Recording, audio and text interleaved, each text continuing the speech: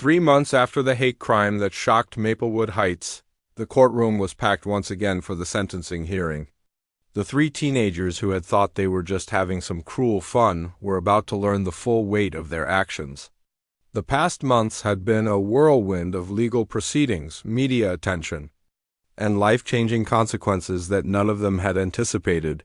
Judge Robert Kim reviewed the thick case files before him, containing victim impact statements, character references, and detailed reports on each defendant.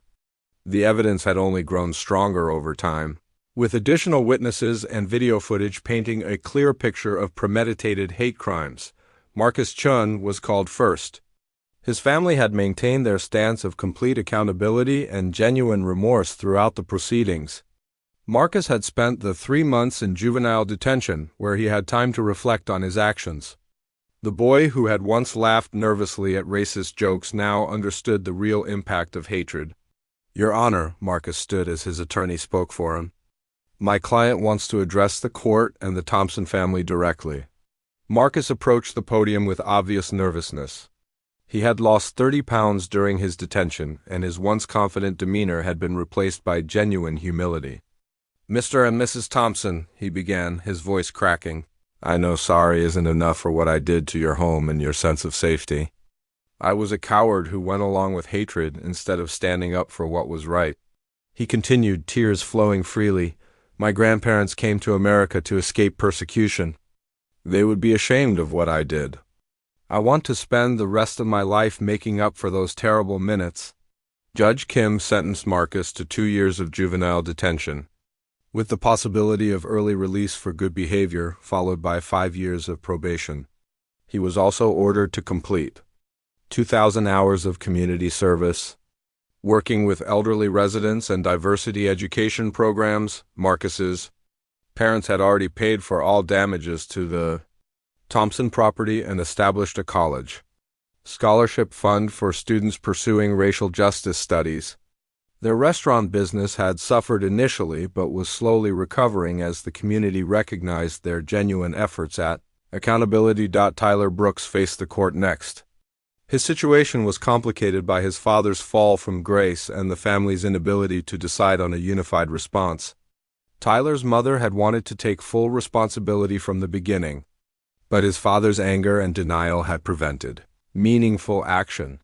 Tyler's attorney attempted to portray him as a follower who had been led astray by stronger personalities. But the text messages found on his phone told a different story.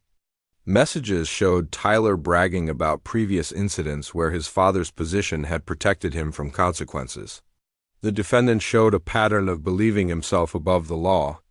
Prosecutor Rodriguez stated during the sentencing phase, his father's position gave him a sense of immunity that he exploited repeatedly.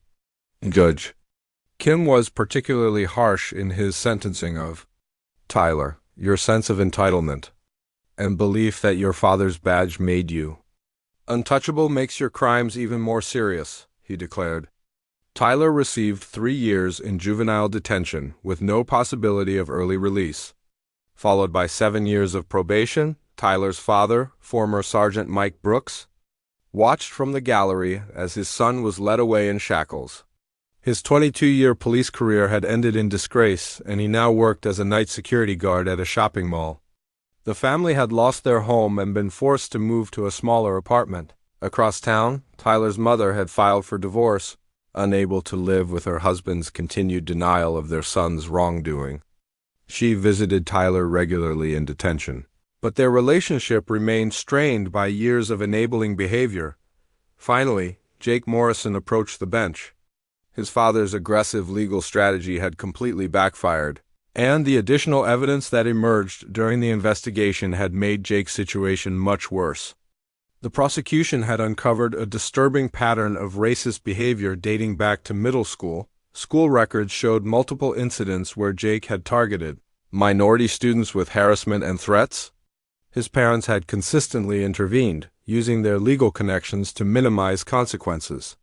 This pattern of escalating behavior culminated in the attack on the Thompson family. Jake's attitude had hardened during his months in detention. Rather than showing genuine remorse, he maintained that he was being treated unfairly and that the charges were excessive.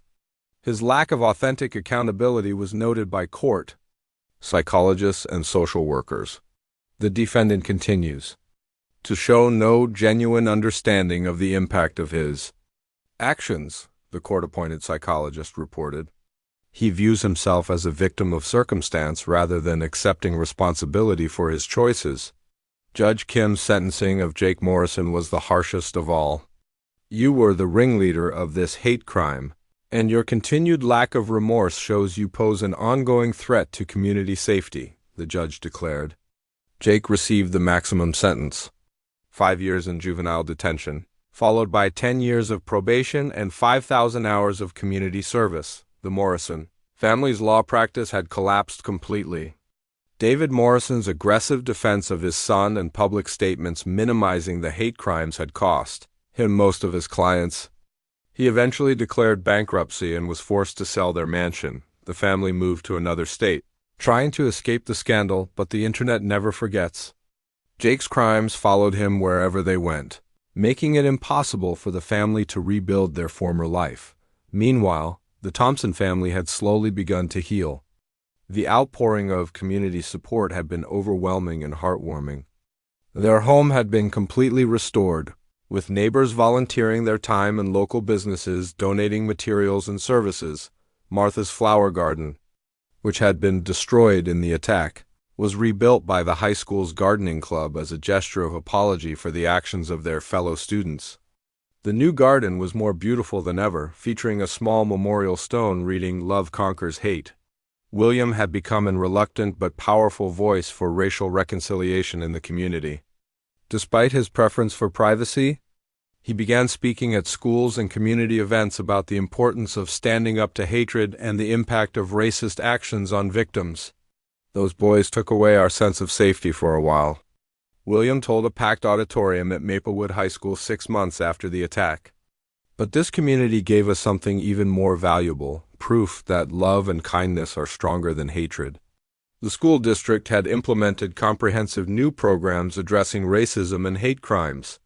Students were required to complete diversity training, and the curriculum was updated to include more extensive education about civil rights and the ongoing impact of racism. The June family's approach to accountability had ultimately strengthened their position in the community.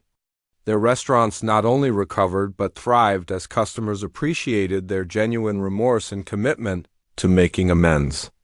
Marcus's parents became advocates for restorative justice and worked with other families dealing with similar situations. Marcus himself was released after 18 months for good behavior and exceptional participation in rehabilitation programs.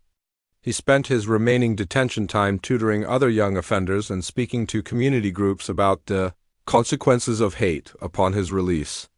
Marcus enrolled in community college and began working part-time at a senior center as part of his community service. He developed genuine relationships with elderly residents, including several who became mentors to him. "Marcus isn't the same boy who participated in that crime," said Eleanor Davies, a 90-year-old resident at the senior center where he worked. "He's learned what real respect means, and he's teaching other young people through his example." Tyler Brooks struggled more with his rehabilitation. His sense of entitlement took longer to break down, and he was involved in several disciplinary incidents during his detention. His father's continued bitterness and blame made family therapy sessions difficult and unproductive. However, Tyler's mother's divorce and her own journey toward accountability eventually helped Tyler begin to change. Working with a counselor specializing in hate crime rehabilitation, Tyler slowly began to understand the real impact of his actions. By his 3rd year of detention, Tyler was participating in victim impact programs and had written a sincere letter of apology to the Thompson family. While his path to redemption was longer and more difficult than Marcus's, he was finally making genuine progress. Jake Morrison's story was different. His continued defiance and lack of authentic remorse made rehabilitation nearly impossible. He was involved in multiple fights and disciplinary incidents during his detention, often targeting minority inmates with harassment. His parents' attempts to appeal his sentence failed repeatedly, with appellate courts noting his continued pattern of racist behavior even while incarcerated. Jake's 5-year sentence was served in full. With no early release, upon his release, Jake found himself in a world that had moved on without him. His former friends had gone to college and started careers. Social media and news archives made his crimes easily discoverable by potential employers and dating partners. He struggled to find work and meaningful rel. The morning after the arrest brought a harsh new reality for the 3 families involved. Jake Morrison woke up in a juvenile detention cell, the concrete walls a far cry from his comfortable bedroom at home. The arrogance from the night before had evaporated, replaced by a growing understanding that this wasn't going to simply disappear. At the police station, Detective Sarah Chun, no relation to Marcus, was reviewing the evidence that had poured in overnight. The security footage from Williams' cameras was damning enough, but Rebecca Martinez's video had captured audio that made the hate crime charges undeniable. Social media had exploded with posts about the incident, and the detective's phone hadn't stopped ringing. "This is going to be bigger than they realized," Detective Chun told Sergeant Williams as they reviewed the case file. "The DA's office is already getting calls from civil rights groups. These kids picked the wrong target in the wrong neighborhood." The Thompson family had spent a sleepless night dealing with the aftermath. By morning, their quiet street was lined with news vans and reporters. Martha peeked through the curtains at the growing crowd and sighed deeply. She and William had never wanted this kind of attention. But the story had taken on a life of its own. Attorney David Morrison arrived at the police station with his son's bail money and his usual aggressive attitude. He had spent the night making phone calls and pulling strings, confident that his connections would make this problem disappear quietly. He was about to learn that some problems couldn't be fixed with money and intimidation. "I want my son released immediately," Morrison demanded as he approached the desk sergeant. "This is clearly a case of mistaken identity and excessive police response." The desk sergeant, a veteran named Rodriguez who had seen countless entitled parents over the years, remained unmoved. "Your son was caught on camera committing multiple felonies. He'll be arraigned this morning with the other 2. Morrison's face flushed red. "I know Judge Patterson personally. This won't even make it to trial." What Morrison didn't know was that Judge Patricia Patterson had already recused herself from the case due to her friendship with his family. The case had been assigned to Judge Robert Kim, a former prosecutor known for his strict stance on hate crimes. Meanwhile, Tyler Brooks' father, Police Sergeant Mike Brooks, was facing his own crisis at work. Internal Affairs had launched an investigation into whether Tyler had received special treatment or inside information that helped him avoid consequences for previous incidents. Sergeant Brooks found himself suspended pending investigation, watching his career crumble because of his son's actions. 22 years on the force, Sergeant Brooks told his wife as he cleaned out his desk. 22 years and it's over because our kid couldn't keep his mouth shut? Marcus Cheen's parents had taken a completely different approach. They immediately hired an attorney, but not to fight the charges. Instead, they wanted to ensure their son faced appropriate consequences while making amends to the Thompson family. The restaurant-owning family understood that their reputation in the community was everything. "We raised him better than this," Marcus's mother wept as she spoke to their attorney. "We came to this country for opportunity, not to raise a child who hurts others." The arraignment that morning was standing room only. Word had spread through social media, and civil rights activists had joined concerned neighbors in the courtroom. The 3 teenagers sat in orange jumpsuits. The reality of their situation finally sinking in, Judge Kim reviewed the charges methodically: vandalism, destruction of property, hate crimes, and disturbing the peace. The evidence was overwhelming: video footage, witness testimony, and physical evidence at the scene. "These aren't pranks," Judge Kim stated firmly. "These are serious crimes motivated by hatred and targeting elderly members of our community based on their race." Jake's attorney, hired by his father, attempted to minimize the charges. "Your Honor, these are good kids who made a mistake. My client has no prior record and comes from a respected family. Judge Kim was unimpressed. The evidence shows deliberate, planned criminal activity with clear hate crime elements. Bail is set at $50,000 each. The courtroom buzzed with reaction. This was significantly higher than the families had expected. And it sent a clear message that the court was taking these charges seriously. Outside the courthouse, the three families faced a gauntlet of reporters and cameras. David Morrison tried his usual aggressive approach, shouting about prosecutorial overreach and racial bias in the justice system. His comments were recorded and would later be used against his son in court. The Chun family took a different approach entirely. Marcus's parents approached the gathered media and made a statement that surprised everyone. "Our son did something terrible," Marcus's father said in accented but clear English. "We are deeply sorry to Mr. and Mrs. Thompson. We will pay for all damages, and our son will face consequences." This response was broadcast on every local news station and shared thousands of times on social media. The contrast between the Morrison family's denials and the Chun family's accountability was stark and didn't go unnoticed by the community. Meanwhile, the Thompson house had become an unofficial gathering place for neighbors showing support. Flowers, cards, and offers of help poured in. William found himself overwhelmed by the kindness, but also exhausted by the constant attention. "We just want our peace back," he told his neighbor Rebecca Martinez as they watched another news van arrive. "We've lived quietly here for decades. This isn't what we wanted." But the story had grown beyond their control. Civil rights organizations had picked up the case as an example of persistent hatred in suburban communities. The Southern Poverty Law Center announced they were monitoring the prosecution, and the NAACP local chapter organized a solidarity rally for the following weekend. Detective Chun's investigation expanded as more evidence emerged. Security footage from other houses showed the three teenagers had been walking around the neighborhood for over an hour before targeting the Thompson home, making racist comments and looking for a target. This premeditation would be crucial for the prosecution. The detective also discovered that this wasn't Jake Morrison's first incident. School records showed multiple disciplinary actions for racist comments and bullying, though his father's interventions had kept him from facing serious consequences.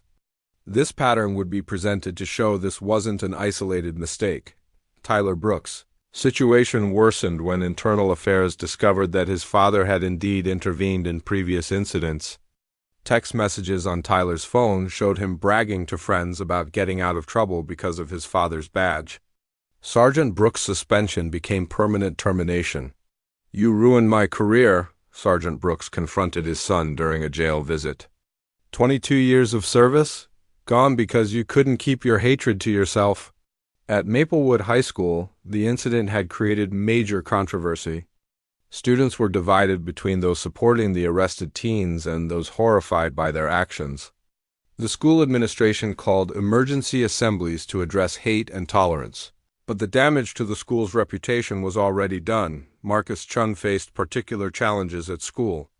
His former friends avoided him, afraid of being associated with the hate crime.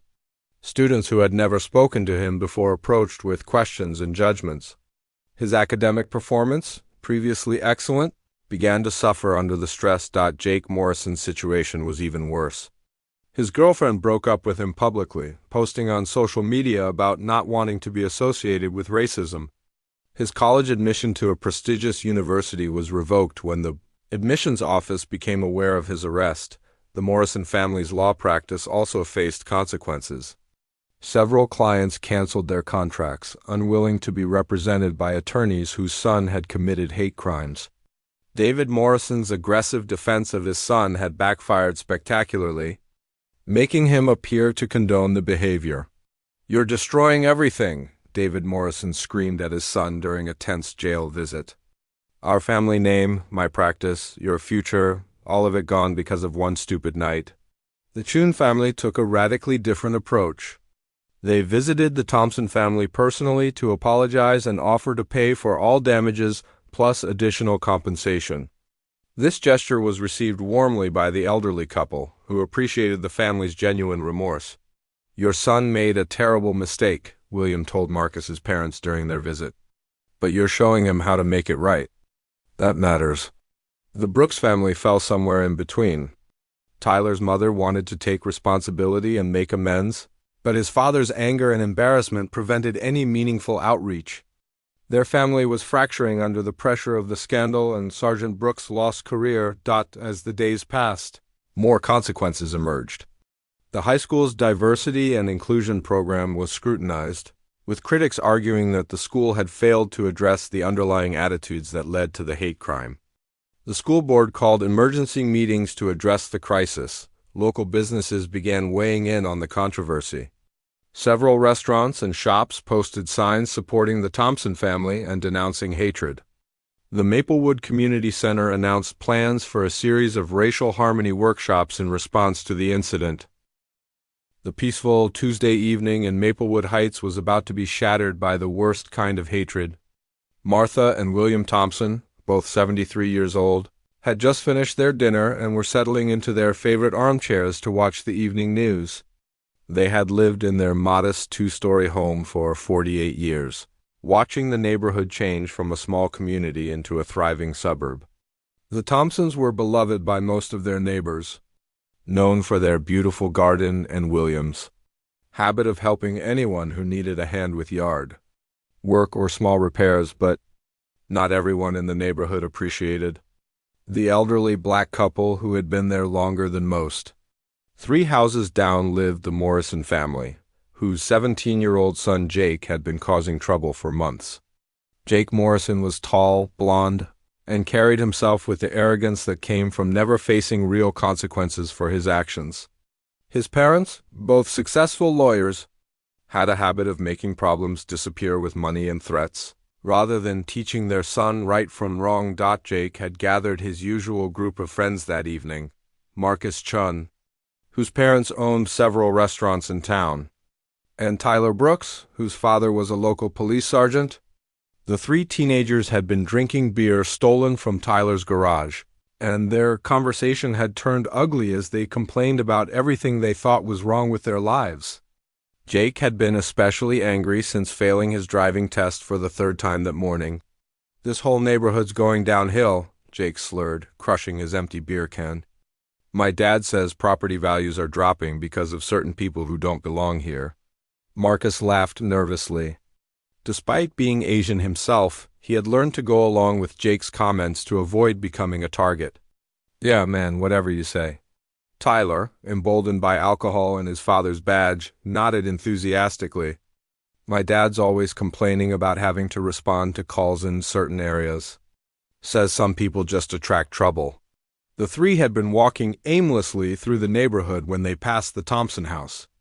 The elderly couple's home stood out with its perfectly maintained lawn, colorful flower beds, and the American flag hanging proudly from the front porch. A small sign in the front yard read, "Neighborhood Watch Volunteer," with William's name beneath it. "Look at that," Jake sneered, pointing at the house. "Acting all perfect and patriotic. Probably just trying to make everyone forget they don't really belong here." The alcohol had clouded what little judgment the teenagers possessed. Jake reached into his backpack and pulled out several cans of spray paint he had taken from his garage earlier. His father kept them for touching up their fence, but Jake had found a different use for them. "Let's show them what we really think," Jake said. Shaking one of the cans, what the teenagers didn't know was that William Thompson had installed several security cameras around his property just 2 months earlier. The elderly man had noticed some minor vandalism in the neighborhood and wanted to protect his home. He had also grown up in a time when vigilance was necessary for survival, and old habits died hard. Jake approached the front of the house first, spraying large, hateful words across the white picket fence. Marcus and Tyler followed, emboldened by their friends' actions. They spray-painted crude symbols and slurs on the mailbox, the driveway, and even the flower beds that Martha had spent years cultivating. Inside the house, William heard the sound of voices and went to check the window. What he saw made his blood run cold. 3 teenagers were destroying his property while laughing and making loud, offensive comments about him and his wife. He immediately called 911 while Martha took photos through the curtain with her phone. The vandalism escalated when Jake decided spray paint wasn't enough. He picked up a rock from the decorative border around the flower bed and hurled it at the living room window. The glass shattered with a crash that echoed through the quiet neighborhood. "That's what you get for thinking you belong here," Tyler shouted, caught up in the moment, but their celebration was short-lived. Across the street, Rebecca Martinez had been taking out her trash when she heard the commotion. Rebecca was a night shift nurse who had just gotten home from the hospital, and she immediately recognized what was happening. She had her phone out and was recording everything. The teenagers were so focused on their destruction that they didn't notice the approaching police sirens. William's call had gone directly to the emergency dispatch, and 3 patrol cars were already en route. Even more unlucky for the vandals, one of the responding officers was Sergeant Patricia Williams, who had no tolerance for hate crimes and knew the Thompson family well. Jake was in the middle of spray painting another slur when the first police car pulled up with lights flashing. The 3 teenagers froze like deer in headlights, suddenly realizing the magnitude of what they had done. Tyler's face went pale as he recognized Sergeant Williams stepping out of the lead vehicle. "Nobody move," Sergeant Williams commanded, her hand resting on her radio. "Stay exactly where you are." Marcus dropped his spray can and raised his hands immediately, the reality of the situation hitting him hard.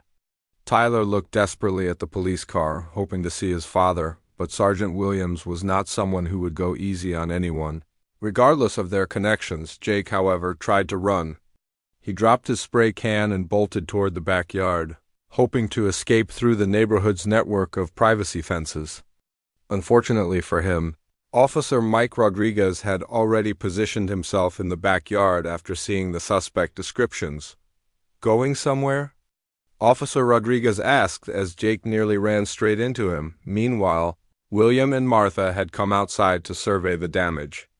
Martha's flowers were ruined, her carefully tended garden destroyed by spray paint and trampled by teenage feet. The couple's mailbox, which had displayed their family name with pride for decades, was covered in hateful symbols and words. William looked at the destruction with sadness rather than anger. He had lived through the civil rights era, had served his country in Vietnam, and had spent his life trying to build bridges in his community. To see such hatred from kids young enough to be his great-grandchildren was heartbreaking. "Are you folks all right?" Sergeant Williams asked, approaching the elderly couple with genuine concern. "We're fine physically," Martha replied, her voice shaking slightly. "But this is our home. We've lived here for almost 50 years. As the officers arrested the 3 teenagers, Rebecca Martinez approached with her phone still recording. "I got the whole thing on video," she told Sergeant Williams. "Every word they said, everything they did." The arrest process was swift and professional. Each teenager was read their rights while neighbors began to emerge from their homes to see what had happened. The sight of the Thompson property covered in hate speech and the elderly couple standing amid the destruction sent shockwaves. Through the community, Tyler kept looking desperately for his father among the responding officers, but Sergeant Williams made it clear that this was her scene and her arrest. "Your daddy isn't here to save you tonight," she told him bluntly as she placed him in handcuffs. Jake's parents arrived, just as the teenagers were being loaded into police cars. His father, Attorney David Morrison, immediately began making demands and threats about lawsuits and false arrest. But Sergeant Williams had been doing this job for 15 years and wasn't intimidated by lawyers. "Your son was caught on camera committing vandalism and hate crimes," she explained calmly. "We have multiple witnesses, video evidence, and physical evidence. I suggest you start thinking about getting him a good attorney instead of making threats." Marcus's parents arrived speaking rapid Chinese, clearly distraught and embarrassed by their son's actions. They immediately approached the Thompsons to apologize. Despite the language barrier, making communication difficult, the crowd of neighbors continued to grow as word spread about what had happened. Many expressed outrage at the vandalism and offered to help clean up and repair the damage. The Thompsons were touched by this outpouring of support, but remained visibly shaken by the evening's events. As the police cars drove away with the 3 teenagers, William put his arm around Martha's shoulders and looked at their vandalized home. The damage was extensive and would take time and money to repair. But more than that, the incident had shattered their sense of security in the neighborhood they loved. 48 years, Martha whispered, looking at the hateful words spray-painted across their fence. 48 years we've lived here in peace. Rebecca Martinez approached the couple and showed them the video on her phone. I got everything, she assured them. These kids won't be able to claim they were just pranking or that this wasn't what it looks like. The security cameras William had installed captured every moment in high definition, from the first spray-painted word to Jake's rock-throwing tantrum. The audio was clear enough to record every hateful comment and racial slur. The teenagers had shouted as neighbors continued to arrive and offer support. It became clear that the three teenagers had seriously underestimated their community. The Thompsons weren't just random targets, they were beloved, members of a neighborhood that wouldn't tolerate this kind of hatred. The next morning would bring new challenges as the story spread beyond their quiet street. But for